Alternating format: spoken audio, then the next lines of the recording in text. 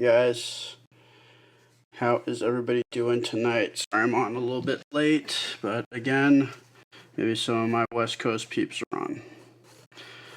Tonight is going to be an interesting story.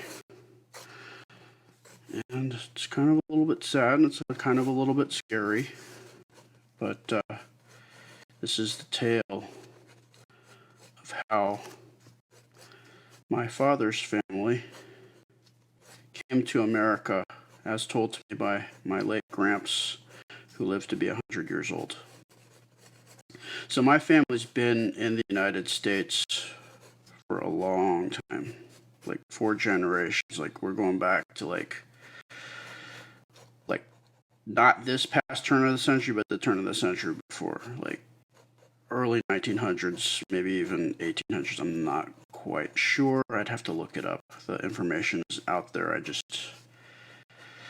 haven't really like fully looked into it, but the story that my gramps told me has always been something that maybe one day I'd like to like make into a comic book, or at least this part anyway.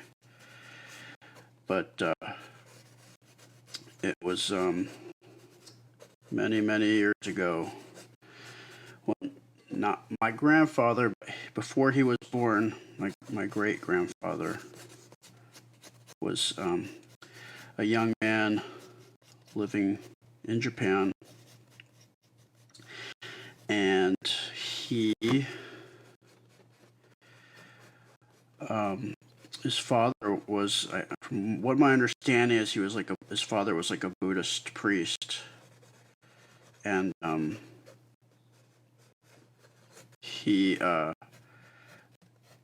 the family were, I think, farmers, my understanding, and they lived in an area where there was lots of farmland.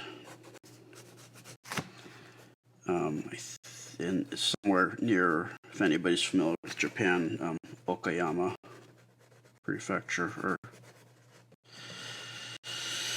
and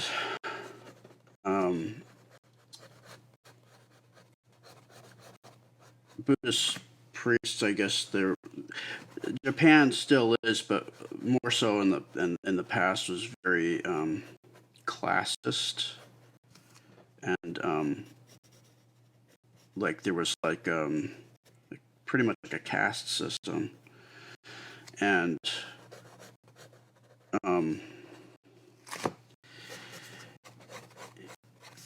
certain groups of people are higher up in the social status. They're just born into a family, and that's what you are, and that's who you marry into that same or better level. But you don't. You look down on lower people who are lower to you by the society's standards, and so if you were, like, say, descended from samurai stock, that was considered pretty high up. Even if you yourself didn't really amount to much, but you had a higher class, your higher status. And so this story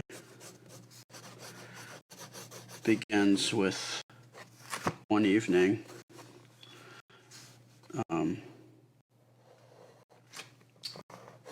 A samurai in this town that my great grandfather lived in recently purchased a brand new sword, and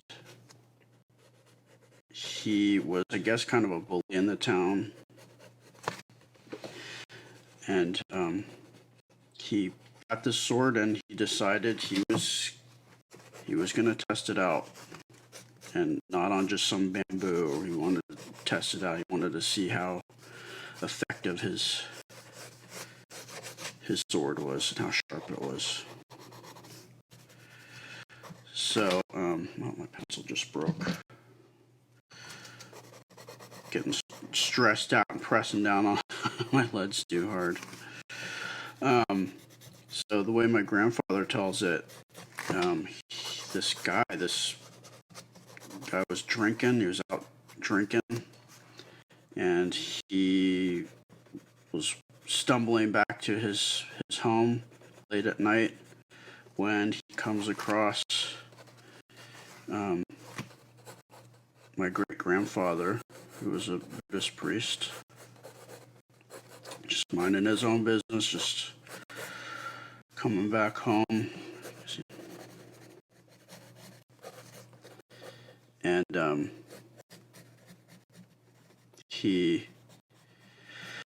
they ended up crossing paths, and for whatever reason, this samurai here decided that this was the time that he was going to test out his sword on my great-grandfather.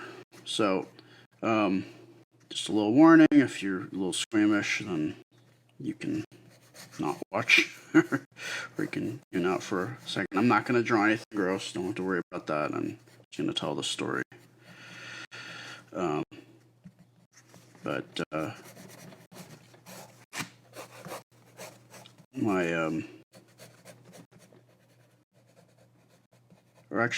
My great-grandfather, great-great-great-grandfather, I'm sorry, great-great-grandfather, Buddhist priest. They end up crossing paths. Drunken samurai decides he's going to test out this sword, and he comes up to my great-great-grandfather and slashes him, like, right, basically like this. Great-great-grandfather's still alive. This guy goes stumbling off to who knows where. My great-great-grandfather manages to stagger all the way back to his house.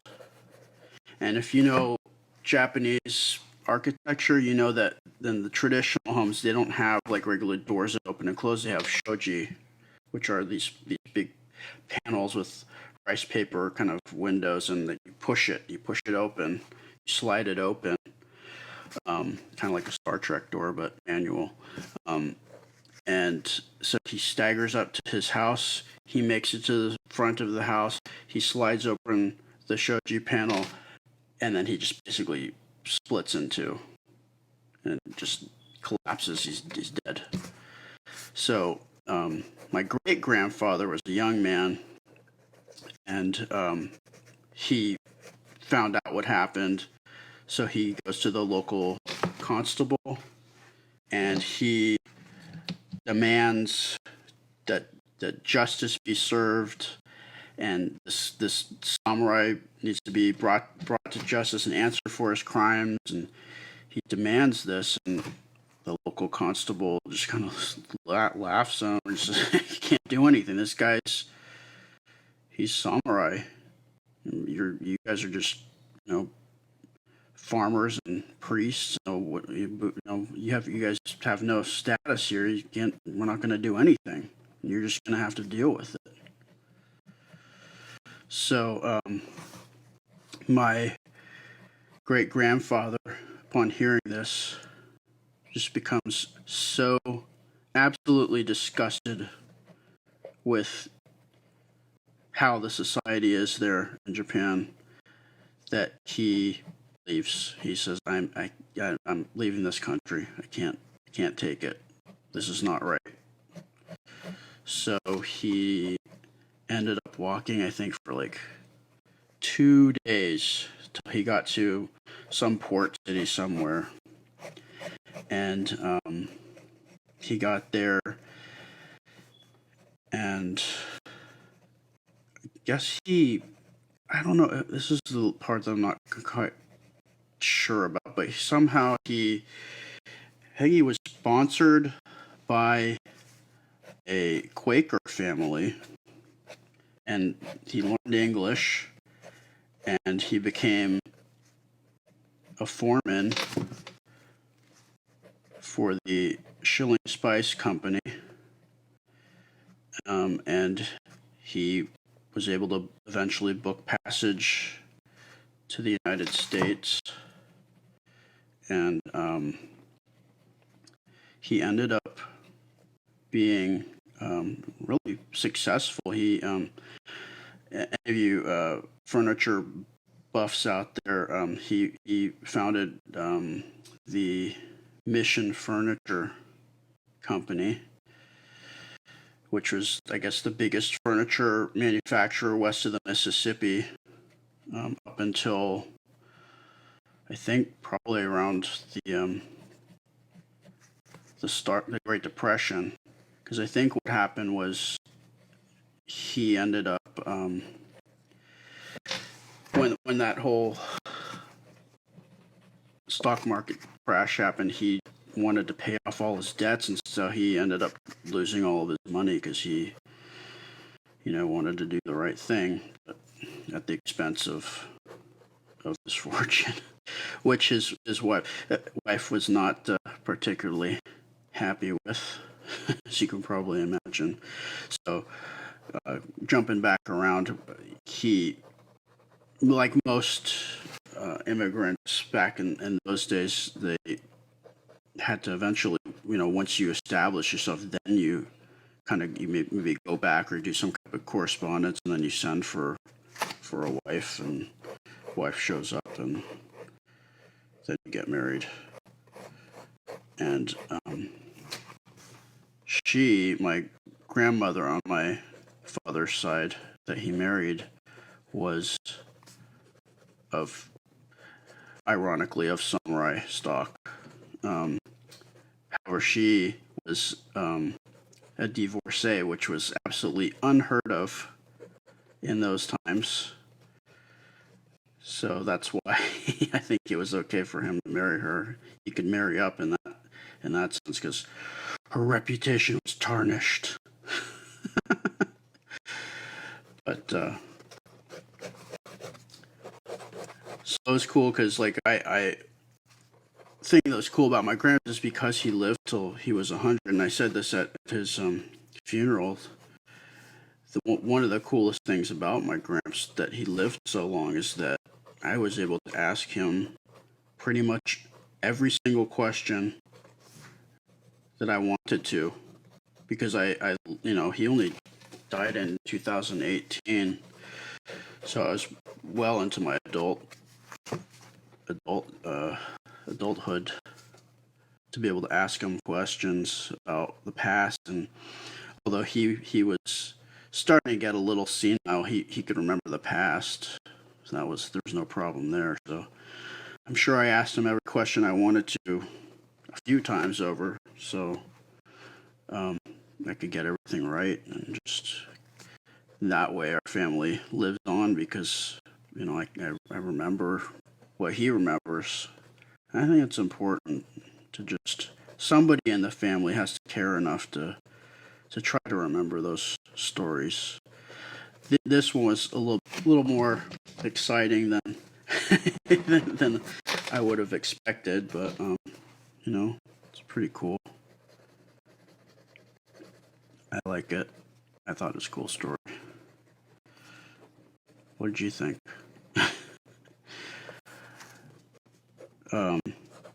But yeah, have any of your parents or parents lived that long?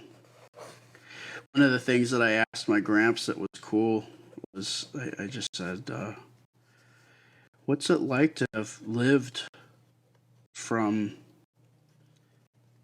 the time before televisions and radios, and now you get to the point and you see people have like little computers that they hold in their hands, and they can talk to people all over the world and see them on this little TV screen. And he's like, I think that's great. I think it's amazing. I can't imagine what it's going to be like for me if I ever get to that age. I mean, who knows what kind of wacky stuff is going to be invented when I'm 100, if I ever make it that long. I always like laugh because I always see like elderly people getting confused at the ATM, machine, but I always think to myself, one day that's going to be me, but it's going to be like, I don't know, how do you use these how do you use these teleportation devices? I don't know how to do it, and holding up the line for the transporter. But, yeah. So, that is how my family, or at least my dad's side of the family, got to this country. Because a drunken samurai decided to test out a sword on my poor great-great-grandfather. So yeah, if you have any other questions, if I forgot anything, mention anything, just ask it in the comments. I'll try to answer as best I can from what I do know. Maybe I'll have to ask some of my other relatives to see if they remember any of it. But I am definitely enjoying this. I am definitely having a lot of fun drawing for you guys. And I'm on Facebook, of course, YouTube. I post pictures of the previous day on Instagram, and we throw up abbreviated versions of these videos on TikTok. And that's pretty much it. Just if you can please spread the love, spread this video around if you can, and help me get more views and more people to see what's going on, what I'm doing, what I'm up to, what this page is about. If we can get up to 10,000 followers here, that would be rad. I'd love that. It's so fun. I would appreciate it immensely. Also, we just put up some merch up on the AMC Princess Anna webpage, so you can go to the shop section and you can see my stuff there. We got a tumbler, sketchy friendly tumbler, and t-shirt if you feel like wearing my ugly mug, or drink out of my ugly mug.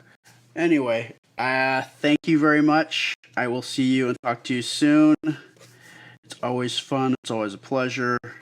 And I got to think of something to talk about tomorrow. All right, guys. Good night. Love ya. Bye.